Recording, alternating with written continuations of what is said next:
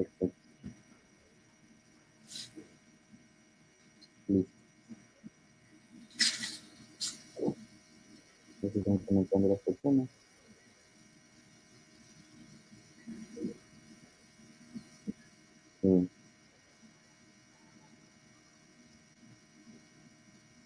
Bueno, chicos, buenas tardes. Estamos continuando con la jornada de cirugía del tercer día del curso de actualización preinternado. Como quinta sesión tenemos al doctor Jorge Sarmiento Bobadilla. Él nos va a hablar sobre el abordaje del paciente con colecistitis aguda. El doctor es docente de la Universidad Católica Santiago de Guayaquil, es médico tratante en el Hospital General del Norte de Guayaquil y es Los Sellos, especialista en cirugía general y laparoscopía en la Universidad de Especialidades de Espíritu Santo y máster en gerencia de salud para el desarrollo. Bueno, doctor, sin más preámbulos, le reitero mi agradecimiento por su colaboración con nosotros y esto subió la sesión. Hola, buenas tardes a todos. Gracias por estar aquí acompañándonos. Vamos a hablar durante los próximos 40 minutos aproximadamente de lo que es el abordaje del paciente con colecistitis aguda. Este es el curso preinternado, es decir, ustedes están a las puertas de tener su primer contacto con pacientes o su primer roce de responsabilidad directa al cuidado de un paciente. Traten de sacarle el mayor provecho posible, no solo a la presentación que van a ver, sino a todas las que han venido realizándose y las que se van a realizar en forma subsecuente. Brevemente, ¿qué es una colecistitis? Pues simplemente la inflamación de la vesícula biliar, de una forma muy general. Las causas son variadas y nosotros vamos a ir conversando un poco de lo que es más común. Si bien la presentación está encasillada en el tema de cirugía o dentro de los temas de cirugía, vamos a tener algo que le va a llamar mucho la atención a aquellos que son fanáticos de la medicina interna, como son criterios, estadificaciones y con decisión terapéutica. Y también, obviamente, la parte quirúrgica para aquellos que les gusta un poco más las especialidades quirúrgicas. Como es la inflamación de la vesícula biliar de forma aguda, vamos a necesitar tener un breve repaso anatómico. No vamos a encasillarnos mucho en estructuras, dimensiones, volúmenes. Simplemente lo importante. ¿Dónde está localizada? Pues en realidad está en la porción inferior del hígado, entre los segmentos 4B y 5, en la porción inferior. Va a estar íntimamente relacionada, por lo tanto, con el hígado, con el duodeno y con el páncreas. Y como todos ustedes deben recordar desde la cátedra de anatomía, de la vesícula vamos a obtener un conducto denominado cístico que se va a unir a la vía biliar principal. Como tal, la vesícula biliar va a tener tres porciones. Una porción ciega denominada fondo, una porción que se va a unir a este conducto por el cual va a evacuar, que se denomina la bolsa de Hartmann o el infundíbulo, y el cuerpo que va a ser todo aquello comprendido entre el infundíbulo y el fondo. ¿Por qué debo de conocer estas estructuras? Porque durante los pasos de la cirugía yo voy a tener que utilizar pinzas en una o en otra de estas. Y como pueden ver en la gráfica, vemos la relación que existe con la vía biliar principal. Brevemente, muy rápido, de forma general tienen un conducto hepático derecho y un conducto hepático izquierdo. Estos van a confluir y formar un conducto hepático común que al unirse con el conducto cístico formará el conducto colédoco que va a desembocar en la segunda porción del duodeno a nivel de la ampolla de Batten. Eso lo sabemos todos desde anatomía. ¿Cuál es el inconveniente? Hay mucha variación. Podemos encontrarnos variaciones en la presentación de la vesícula biliar. Podemos tener una doble vesícula biliar, bastante raro por cierto, 1% de los casos, incluso hay series que lo reportan en menos, o esta vesícula biliar puede venir tabicada, o presentar divertículos, o presentar porciones de drenaje que no son las habituales a nivel de la vía biliar principal, sino a nivel del hepático derecho. Todas estas variaciones son poco frecuentes, pero pueden encontrarlas. Y aún así, al encontrar las que vemos en la parte inferior derecha, que son las más frecuentes, vemos que solamente 3/4 partes de las personas van a tener la disposición habitual, con el conducto cístico llegando a manera de un ángulo con el hepático común. Quiere decir que 1 de cada 4 va a presentar una variación. Y 1 de cada 4 en medicina es bastante. Por lo tanto, siempre deben de tener presente la posibilidad que exista una variación anatómica y deben de realizar los pasos de la cirugía de forma metódica para que esa variación no se convierta en una iatrogenia. ¿Cuáles son las variaciones más comunes? Que el conducto cístico se encuentre en paralelo o que éste se encuentre rodeando el conducto colédoco. ¿Qué puede ocurrir? Si lo tengo en paralelo, yo puedo pensar que estoy disecando la estructura del conducto cístico y puedo terminar ocasionando una lesión de vía biliar y algo similar cuando rodea al conducto colédoco. Las variaciones no se limitan solamente a la vía biliar principal, sino que también las vamos a tener con la vascularización. Lo habitual es que exista una sola rama arterial que irrigue la vesícula biliar, la arteria cística, que es rama de la arteria hepática. Pero podemos encontrar también una doble irrigación con un ramillete anterior. O que esta arteria cística no la vamos a encontrar dentro del triángulo de Calot o del triángulo biliocístico, sino que va a estar en disposición anterior. Todas estas variaciones son son obstáculos, por decirlo así, que debemos ir superando ya cuando entramos al abordaje quirúrgico. ¿Cómo funciona la vesícula biliar? Pues bueno, todos conocemos que su función va a ser almacenar bilis, y el bilis nos va a participar en lo que va a ser el proceso de digestión de las grasas. El hígado produce el bilis, este de aquí va a discurrir, como ven en el video, a través de la vía biliar principal, y al toparse con el stop del esfínter de Oddi, vamos a tener un rebosamiento y va a almacenarse en la vesícula biliar. Cuando ingerimos grasas, por acción de la colecistoquinina, la vesícula biliar se va a contraer y va a enviar estos pulsos de bilis hacia la segunda porción del duodeno para poder digerir las grasas y absorberlas a posteriori. ¿Qué ocurre? En ocasiones, por asunto de la sobresaturación del bilis, por precipitación de calcio, por precipitación de colesterol, por dismotilidad de la vesícula biliar, vamos a obtener litos o cálculos como el que ven en la animación. Si estos cálculos llegan a ocluir el conducto cístico, como lo ven, va a imposibilitar la evacuación de la vesícula biliar y va a condicionar un proceso inflamatorio inicialmente local. Van a tener edema, pueden tener incluso hemorragia submucosa. Si el proceso se perpetúa en el tiempo, pueden llegar a tener casos de gangrena, y isquemia, y en consecuencia de gangrena o de necrosis. Entonces, ¿por qué se da la colecistitis? En la gran mayoría de casos, por la obstrucción de la vía de salida de la vesícula biliar. ¿Y a raíz de qué se da esta obstrucción? Pues lo más común son los litos. El 80% son de calcio y colesterol y el 20% restante de pigmentos. No vamos a entrar en mucho detalle en el asunto de la composición de los cálculos, la composición de la bilis. Eso lo dejamos para la clase de clínica quirúrgica, de práctica quirúrgica o de fisiopatología. Lo que me interesa es que tengan claro cuál es la causa o la fisiopatología más común.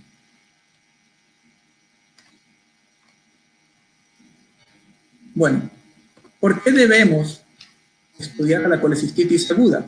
Si bien la colecistitis aguda no es la primera causa de consulta de dolor abdominal en urgencias, ya que ese sitial destacado le corresponde a la apendicitis, la colelitiasis, que es la presencia de cálculos en la vesícula biliar, pero sin inflamación, es la primera morbilidad en nuestro país. La tabla que ustedes ven proyectada es obtenida del INEC o de la página web del INEC. La más actualizada que pude conseguir corresponde a datos del 2014. Y como ustedes ven en la gráfica, la colelitiasis es la primera morbilidad en el Ecuador y en la mayor parte de los países del mundo. Por lo tanto, va a ser también la primera causa de atención en las consultas externas de cirugía. ¿Y qué pasa?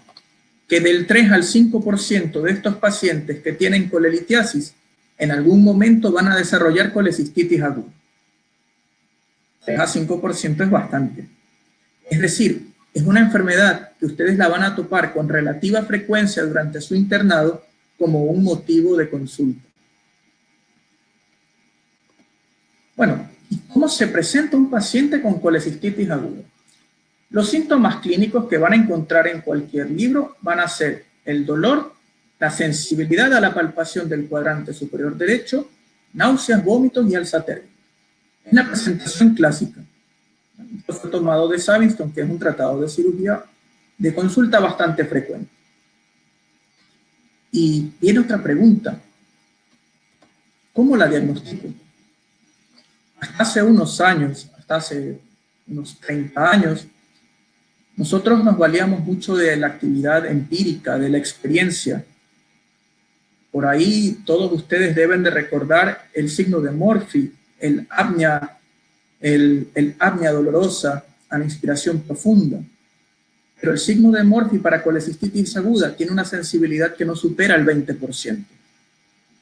Entonces, con el paso del tiempo, la medicina se ha ido perfeccionando.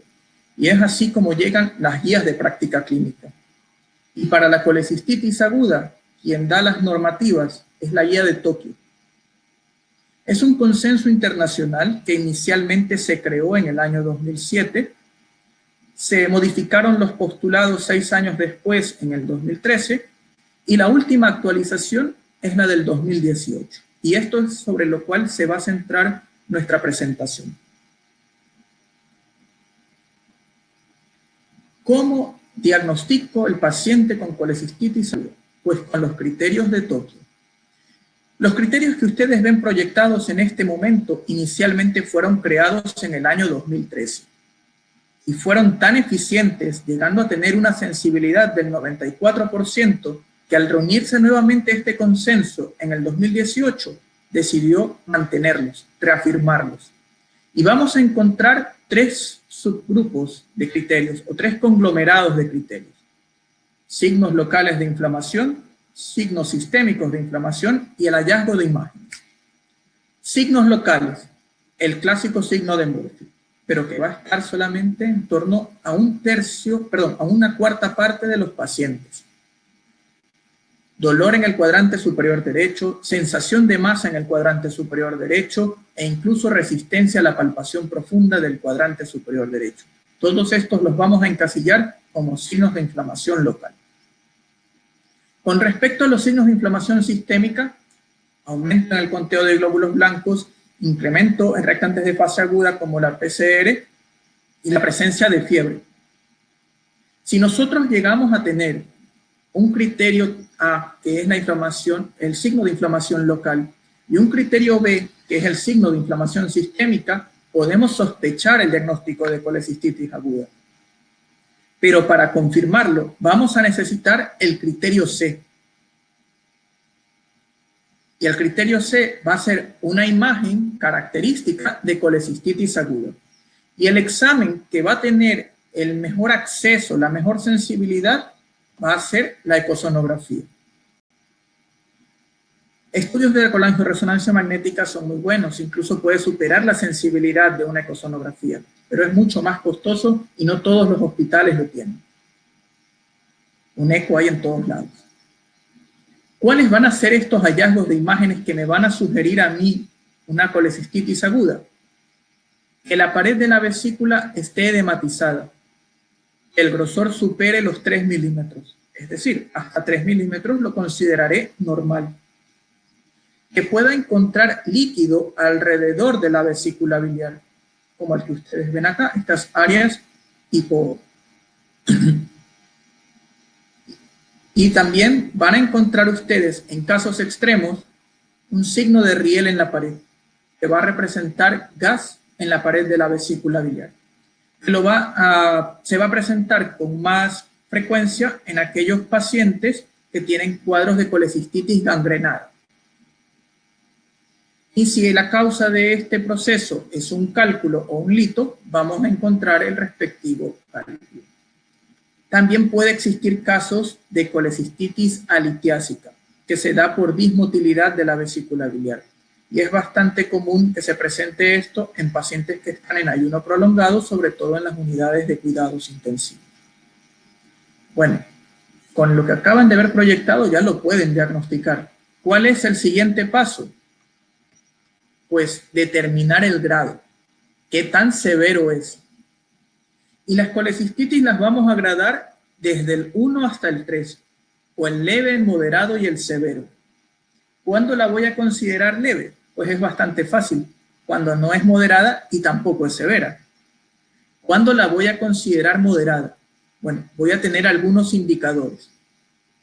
El cuadro clínico tenga más de 3 días de evolución, encuentre una masa palpable en el cuadrante superior derecho, un conteo de glóbulos blancos por encima de 18.000, o la presencia de una colecistitis gangrenada, esa presencia de aire en la pared que hablamos hace un momento, o la presencia de un absceso hepático. Básicamente esos. ¿Y cuándo la voy a catalogar como una colecistitis severa? Pues cuando hay una disfunción de algún órgano adicionalmente. O está fallando el sistema renal, o hay un trastorno respiratorio, o encontramos déficit neurológico, cuando hay un compromiso sistémico.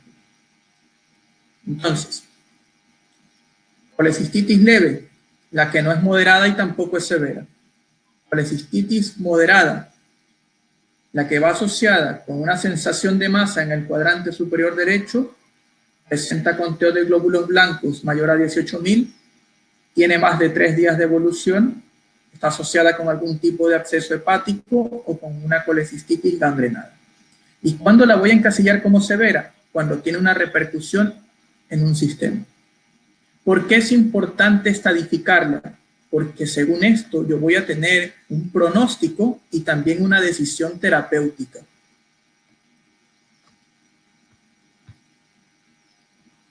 ¿A qué me refiero con un pronóstico? Porque esos pacientes que tienen una colecistitis leve van a tener una mortalidad del 1.1%, pero en cambio, aquel que tiene una colecistitis severa va a tener una mortalidad del 5.4%. Es bastante. ¿Y cómo la voy a tratar? Bueno, para los casos en grado 1 y grado 2, la opción es quirúrgica, colecistectomía laparoscópica. Cuando encontramos el paciente en grado 3, generalmente es un paciente que va a estar en malas condiciones. Un paciente que no va a tolerar apropiadamente la cirugía. Recuerden ustedes que toda cirugía es una agresión al individuo, pero es una agresión necesaria. Entonces, como ese paciente posiblemente va a estar inestable, no me va a tolerar del todo la cirugía, a él lo voy a drenar. Voy a realizar una colecistostomía percutánea, como lo ven en la imagen inferior. Guiado por ecosonografía, localizo la vesícula biliar y colocaré un catéter para poder evacuar el contenido de la misma e ir disminuyendo un poco este proceso inflamatorio. Y en un segundo tiempo, luego de unas semanas, realizar la colecistectomía laparoscópica. ¿Cómo hacer una colecistectomía laparoscópica? Bueno, básicamente en laparoscopía existen dos escuelas, por decirlo de alguna forma. La americana, que ustedes la ven proyectada hacia la izquierda, y la europea o francesa, que la ven proyectada hacia la derecha. En la escuela europea, el cirujano va a estar frente al paciente, ya que el paciente va a estar con los miembros inferiores abducidos. Y el cirujano estará frente a él. En la americana, en cambio, el cirujano se va a encontrar en el lado opuesto a la víscera que se va a trabajar. En este caso, al encontrarse la vesícula biliar en el cuadrante superior derecho, el cirujano se encontrará a la izquierda del paciente. ¿Hay alguna diferencia entre la una y la otra con respecto a la técnica? Sí. ¿Alguna de las dos es mejor? No. Son equivalentes. ¿Qué hacemos en Ecuador? Como estamos en América, nosotros nos regimos mucho por lo que se hace en Estados Unidos y la gran mayoría de cirujanos operamos con técnica americana. Eso no quiere decir que si alguien lo hace con la técnica europea esté mal. Como les repito, son equivalentes. Como una anécdota, cuando yo fui interno, el jefe de cirugía del hospital donde yo realicé mi internado operaba con técnica francesa, porque él aprendió de esa forma y le iba bastante bien. Y en esa época, y en ese hospital, el interno era el que camareaba. Entonces yo aprendí a camarear con técnica francesa al inicio. Y ya luego, con mi posgrado y posteriormente en mi práctica diaria, utilizo de rutina técnica americana.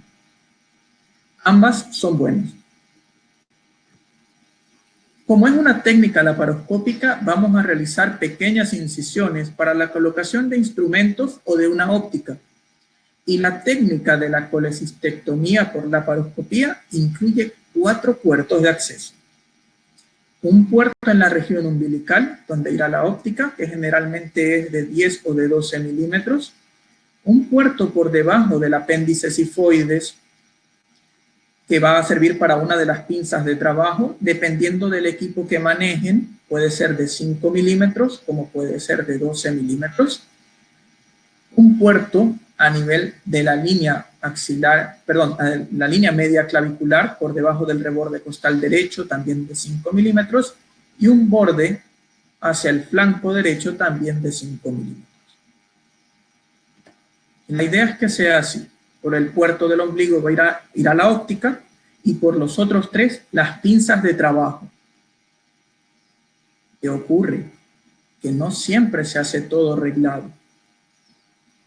Los primeros en realizar colecistectomía laparoscópica fueron los europeos, con Mouret, con Kellner, luego Dubois lo trajo a América. Pero la técnica es de 4 puertos. Ustedes pueden encontrar personas que la van a operar con 3, y ya voy a hablar de eso en un minuto. ¿Por qué se debe utilizar los 4 puertos de acceso? Para lograr esto, una exposición adecuada. Poder identificar el triángulo biliocístico de Calot de forma idónea y poder darle un procedimiento seguro a su paciente. La imagen que ustedes ven hacia la derecha es de un paciente que se le está realizando una colecistectomía laparoscópica con la técnica normal, utilizando 4 puertos de acceso. Y pueden ver cómo las estructuras se ven con claridad. Este video lo vamos a ver hacia el final de la presentación. En cambio, la imagen inferior izquierda es de alguien que está operando con 3 puertos. Si se dan cuenta, el fondo de la vesícula biliar está dentro de mi campo operatorio. Y también, si se dan cuenta, los tejidos en la imagen de la derecha están perfectamente tensos, están traccionados. En la imagen de la izquierda no están traccionados del todo, porque es más difícil poder realizar una exposición apropiada. En nuestro país, desafortunadamente, las cosas no están del todo arregladas. En algún momento en Argentina yo consulté que era mejor hacer 3 o hacer 4 puertos cuando estaba haciendo algo de la laparoscopía. Y la respuesta de ellos fue muy rotunda. La de 3 puertos no existe. Eso podría ser incluso una iatrogenia. En otros lugares las cosas son un poquito más regladas y todo el mundo sigue las reglas como son. Acá todavía no llegamos a eso. Pero, ¿a dónde quiero llegar? Traten de hacer la técnica con 4 puertos. Es verdad, ustedes van al internado. Ustedes no son los que van a operar como cirujano principal, pero pueden sugerirlo. Personalmente, cuando alguien me da una sugerencia, sea el residente o sea el interno, yo nunca la tomo de mala forma. La acato, si es que se puede. Y si acaso no la vamos a realizar, explico el porqué. Y yo estoy seguro que la gran mayoría de médicos somos así, porque todos fuimos internos alguna vez. Todos tuvimos esa duda razonable. Y este es el momento en el cual ustedes deben de empezar a despejar esas dudas. Bueno. Entonces, vamos a tratar de evitar el utilizar los 3 puertos al momento del abordaje. Inicialmente, lo que van a hacer es visualizar el fondo de la vesícula biliar y van a levantarlo con la pinza que ha ingresado a través del flanco para poder aumentar la exposición, y luego con mi mano izquierda o con la mano izquierda del cirujano vamos a sostener el infundíbulo para con la mano derecha iniciar el proceso de disección. Ya lo vamos a ver. ¿Qué es lo que yo debo disecar? El triángulo biliocístico de Calot. ¿Cuál era este? El conducto cístico, junto con la vía biliar principal y el reborde del hígado. ¿Y qué debe de contener este triángulo biliocístico? La arteria cística que vimos en una de las primeras diapositivas. Si yo realizo una disección apropiada del triángulo de Calot obtengo lo que ven proyectado, lo que se denomina la visión crítica de seguridad o visión crítica de Strasberg para aquellos que son amantes de los epónimos. ¿En qué consiste esta visión crítica? En identificar dos estructuras y solamente dos estructuras que van hacia la vesícula biliar, el conducto cístico y la arteria cística. Y para que esta visión crítica de seguridad sea idónea, ustedes deben de tener disecada la fosa de la vesícula biliar o el lecho de la vesícula biliar en su porción más inferior. La que tienen proyectada hacia la izquierda es la vista anterior. Aquí se ha colocado una sonda de succión, una cánula, para poder levantarla y verla apropiadamente. Ven cómo la arteria está incluida en el triángulo de Calot o por detrás del conducto cístico. Esa es la presentación clásica. Y si rotamos el infundíbulo, vamos a tener la imagen que ven hacia la derecha. E igual, se mantiene en dos estructuras. Como esto es simplemente una ilustración, es mejor verlo en vivo. Y se ve así. Esta es una visión crítica de seguridad eficiente. Conducto cístico, tengo una pinza de agarre sujetando el infundíbulo y veo otra estructura que llega a la vesícula biliar, que es la arteria cística. Solamente dos estructuras llegando a la vesícula biliar. Y tenemos liberada la porción inferior de la fosa y el lecho de la vesícula biliar. Y acá tenemos la vista posterior. Simplemente con la mano izquierda rotamos un poco el infundíbulo y vemos lo mismo: conducto cístico, arteria cística y la fosa que se ha separado. ¿Por qué es importante identificar estos elementos? Si no logran visualizar apropiadamente el conducto, pueden ocasionar una lesión de vía biliar. La incidencia de vía biliar se la estima en torno al 0,5 a 0,7%. Es bajo, en realidad es bajo. Pero la idea es que ese porcentaje cada vez sea menor. Por eso las sociedades americanas de cirugía hacen mucho énfasis, sobre todo durante los procesos de formación de residentes, en inculcar esto, la identificación de la visión crítica de seguridad. Lo ideal es que al realizar el procedimiento quirúrgico sea un cirujano principal y el primer ayudante sea otro cirujano. No siempre es posible, pero ¿por qué eso es lo idóneo? Porque si en algún momento hay una duda, se necesita alguien con igual o más experiencia para poder solventar esa duda. Es muy probable que durante su internado ustedes sean los primeros ayudantes. En el hospital donde yo trabajo, en las guardias, los procedimientos de rutina, por decirlo así, los operamos con el interno. Yo soy el cirujano principal y el interno es el primer ayudante. Cuando son casos más complejos, entramos dos cirujanos. Pero siempre tratar de buscar eso.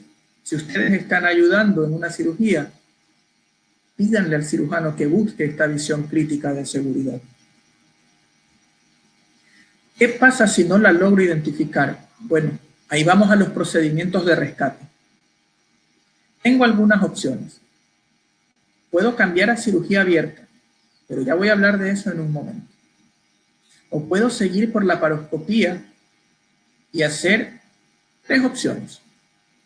Una colecistectomía subtotal, es decir, no sacar la totalidad de la vesícula, sino abrirla, cerrar el conducto cístico desde la luz de la vesícula biliar y listo. Simplemente saqué una porción. Eso se considera colecistectomía subtotal fenestrada. O hice el mismo procedimiento, separé una porción de la vesícula, aparte del cuerpo y del fondo, pero cerré el muñón. Eso será una colecistectomía subtotal con reconstrucción. ¿Cuál de las dos es mejor? La fenestrada. ¿Por qué? Porque la que tiene reconstrucción puede ocasionar recidiva después de algunos años. O puedo utilizar una estrategia del fondo primero. ¿Qué quiere decir eso? Que en lugar de liberar la vesícula biliar desde el conducto cístico, voy a disecar desde el fondo de la misma y liberarla del lecho hepático. para que quede como un fruto colgando de la rama de un árbol, con la finalidad de poder identificar, o con la esperanza en realidad de poder identificar a posterior ese conducto cístico. ¿Cuál es la que se prefiere? La colecistectomía subtotal fenestrada. Eso es lo ideal. Y aunque no lo crean, en los casos agudos, sobre todo los grado 2, se ve con relativa frecuencia. Se ve con relativa frecuencia. Yo trabajo en el Hospital de los Ceibos y por semana 2 o 3 colecistectomías subtotales fenestradas se hacen, porque son pacientes cuyo grado de inflamación en el tejido es tan alto que no permite una disección segura. Y de esa forma nos evitamos las lesiones de día a día. ¿Qué pasa con la cirugía abierta? Bueno, es un recurso. Si alguien tiene experiencia con cirugía abierta, lo puede hacer, adelante. ¿Cuál es el inconveniente? Que ya el estándar hoy en día es el abordaje por laparoscopía. Y los cirujanos relativamente jóvenes no tenemos mayor experiencia con una colecistectomía abierta. Durante mi formación de posgrado realicé algunas, porque era parte del pensum, por decirlo así, y encontramos los pacientes idóneos para realizarlo. Pero desde que egresé al posgrado hasta ahora, he tenido que convertir solo en 2 ocasiones, que es relativamente poco. Pero es una estrategia válida. Ahora, ¿qué pasa si es alguien que no tiene mayor experiencia con la conversión? Pues simplemente tratar de hacer cualquier otro de los bailouts, cualquier otro de los procedimientos de rescate. La estrategia del fondo primero es bastante sencilla. Y la colecistectomía subtotal fenestrada, si bien requiere un poquito más de práctica, se la puede hacer y se puede alcanzar.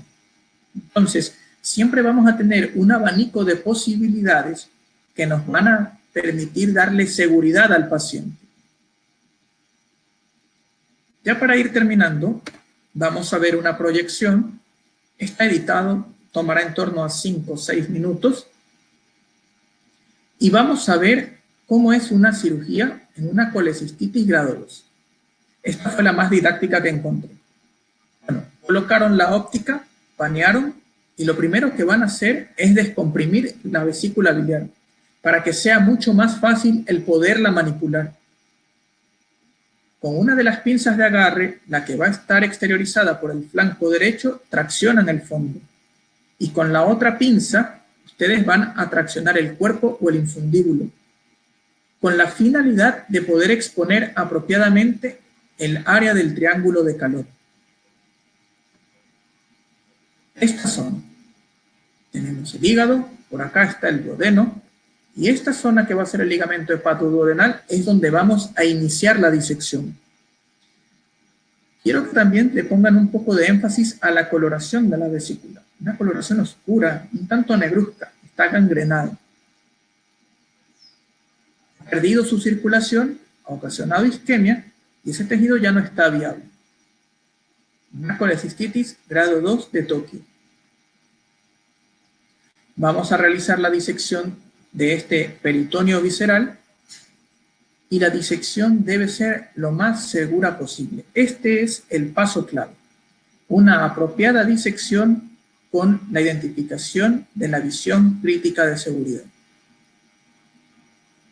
La pinza que ven que se moviliza en la mano derecha del operador es una pinza hook, un gancho de disección que está conectado a un electrobisturí monopolar. Por lo tanto, va cauterizando y disecando. Ahora realiza la disección del lado contrario. Y noten cómo, a pesar de tener 4 pinzas, dado el proceso inflamatorio, la exposición no es la mejor. Continúan realizando la liberación del peritoneo, pueden llegar hasta el nivel del cuerpo. Recuerden que para la visión crítica de seguridad deben de visualizar el tercio inferior del lecho de la vesícula libre y proceden a buscar los elementos, el conducto cístico y la arteria cística.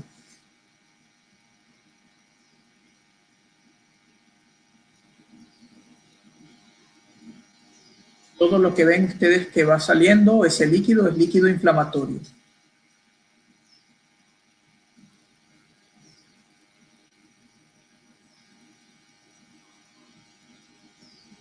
La forma de disecarlo va a ser muy variable. En lo personal, yo prefiero utilizar una pinza de Maryland, una pinza disectora, que es muy similar a una pinza Kelly en el extremo, en la mandíbula. Los argentinos son número uno para usar el gancho de disección. Y lo que están viendo ustedes en este momento es una disección Roma con una cánula de aspiración. Todas son estrategias válidas. Incluso en algún momento pueden hacer disección Roma con gasa, si es que el tejido lo permite. Bueno, pueden ver cómo se va divulsionando, cómo se va separando todo este tejido que está inflamado, y obtienen la visión crítica de seguridad. Un conducto, otro conducto, solo dos estructuras a la vesícula biliar. Y van a tener el conducto cístico y en el interior del triángulo de calor, la arteria cística. ¿Cuál es el siguiente paso? Ligar la arteria, ligar el conducto. ¿Cómo lo van a ligar? Con clips. Clips de titanio.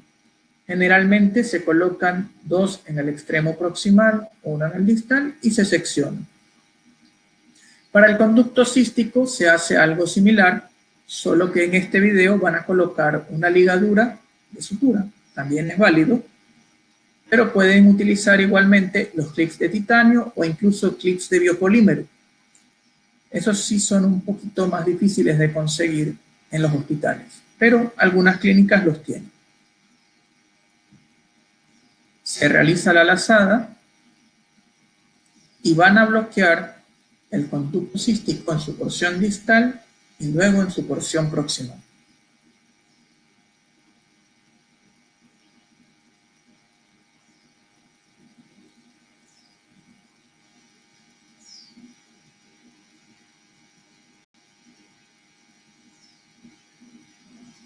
Siempre realizando los nudos y los contranudos. Si el nudo y el contranudo están apropiadamente realizados, no se van a abrir. Y bueno, acá lo aceleramos un poquito en la parte del extremo inferior.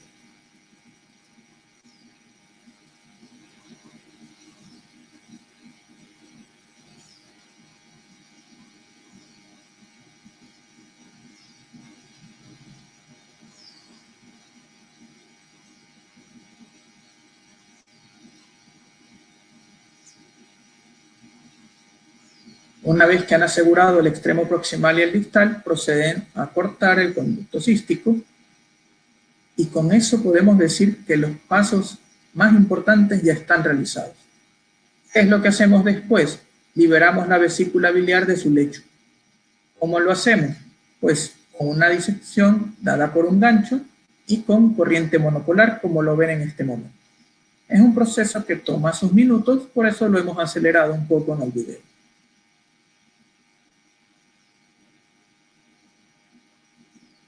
Un detalle, recuerden que en la laparoscopía las imágenes están magnificadas. Es decir, esos sangrados que ustedes ven ahí son en realidad pequeños, pero igual deben de ser controlados.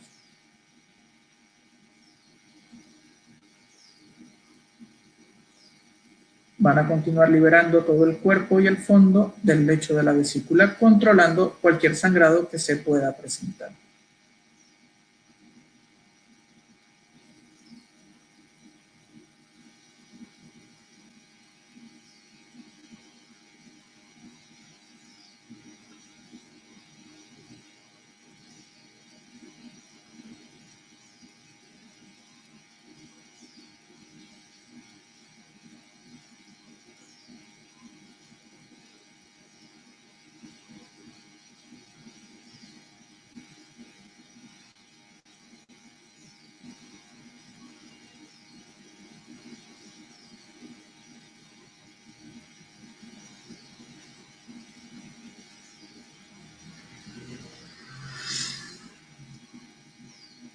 Bien. Una vez que han terminado de liberar la vesícula de su lecho, la van a colocar en una bolsa extractora de muestra para posteriormente removerla de la cavidad abdominal. La forma de extraerla va a variar dependiendo del cirujano, puede ser a través del puerto del ombligo o del puerto que está en torno al sifoides. En lo personal, yo prefiero removerla a través del ombligo. Colocan la óptica por el puerto del sifoides y con una pinza simplemente la traccionan. Y luego de eso, confirman que no exista ningún sangrado, que las gasas y compresas estén completas y proceden a retirar los puertos de acceso y a realizar el cierre de la aponeurosis y de la piel. Para terminar, dos cosas. La primera, algunos de ustedes ya tienen decidido qué especialidad van a seguir. Otros todavía están en esa duda de no saber qué hacer después de egresar como médicos. Este es el momento donde van a afianzar ese deseo o van a encontrar aquel camino que van a seguir posiblemente por el resto de sus vidas. Aprovechen todas sus rotaciones. No importa que ustedes desde que tenían uso de razón quieran ser cirujanos. Aprovechen la rotación de medicina interna, la de pediatría, la de gineco, aprovechenlas todas. Y luego van a confirmarlo, quién sabe, pueden encontrar alguna otra alternativa. Y lo otro, lo que ven proyectado en la pantalla. Esa placa, tal vez ustedes la conozcan, ya que el auditorio fue remodelado hace poco. Antes de la remodelación, en la parte posterior del auditorio estaba esta placa. Médico es aquel que no olvida el alma de su enfermo. Para muchos de ustedes será la primera experiencia real con pacientes. Su primer contacto con alguien con una dolencia. Trátenlos como seres humanos, porque somos seres humanos. Puede ser que en algún momento estén agobiados, estén apurados, pero traten de darle unos segundos, unos minutos a esa persona para tratarla por su nombre. No como el señor del 520 y tantos, sino el señor José, o la señora Priscila, o el nombre de ese paciente. Yo les aseguro que con ese simple detalle, ustedes le van a alegrar el día a esas personas. Muchas gracias. Muchas gracias, doctor, por su intervención y por sus consejos que sin duda van a ser de mucha utilidad este año internado. No sé, doctor, si podamos habilitar la sección de preguntas del público. Claro. Los chicos están escribiendo en el chat y se las transmito. Yo, doctor, tenía una pregunta. Adelante. Era muy común cuando yo estaba viendo las materias del área quirúrgica, cuando me comentaban que en casos de colecitis aguda, algunos cirujanos lo llamaban enfriar el cuadro, tratarlo médicamente un par de semanas y que vuelva. ¿Existe evidencia de que esperar resulta más beneficioso que tratarlo de manera aguda? Es un tanto polémico, ¿ya? En nuestro medio es una práctica cotidiana, porque al menos en la parte pública hay una saturación del sistema de salud. Entonces, lo ideal, lo que indican las guías es grado 1, grado 2, colecistectomía temprana, por decirlo de alguna forma, y el grado 3, drenaje y posteriormente el hacer la cirugía. Pero en nuestro medio y en la mayoría de los países del mundo, ante la saturación de los sistemas de salud, no siempre se puede cumplir con eso. Entonces, ¿qué es lo que se opta? Ingresar a ese paciente, iniciar con antibiótico-terapia empírica. En teoría, todos los hospitales deberían de tener ya un protocolo de antibióticos a utilizar en este tipo de casos. Y luego, en el caso del hospital donde yo trabajo, en torno a 4 o 5 días de promedio se los opera, cuando hay la disponibilidad del quirófano. ¿Por qué te digo que es un poco polémico? Porque no hay un metaanálisis, no hay una revisión sistemática que me diga es así. Hay ensayos clínicos y que dan resultados equivalentes. Entonces, de momento hay evidencia, pero no hay la mejor evidencia. Incluso un trabajo de titulación que estoy tutorizando es justamente sobre eso. Y va a dar polémica y tengo que preparar a los chicos para el momento cuando les toque sustentarlo.